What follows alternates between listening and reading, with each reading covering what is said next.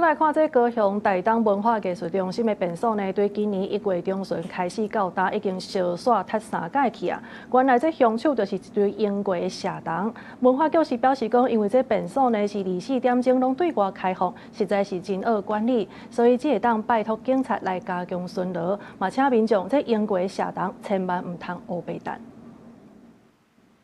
高雄台東文化藝術中心因為便所對今年1月中開始已經燒煞踢3擺，造成所有1樓便所攏未當使用。管理單位找人來清空線，想袂到煞清出一堆洋鬼社童。因為煩惱若閣出現社童，會對民眾甲清潔人員造成危害。藝術中心佇咧2月底打出公告，拜托人莫烏白等。有民眾聽到這款狀況，也感覺真煩惱。當然嘛會。煩惱啥物？對啊。你若不要去測掉，是那會感染還是什麼？還是講囡仔唔捌去摕來耍啊？是啥？種種很多原因。可能施打毒品，哦，那這種到廁所裡面，它不得有監視器啊，所以你根本的滿在講什麼人去到來對。當然，我們是希望說鳳山分局的轄內的派出所能夠加強巡查。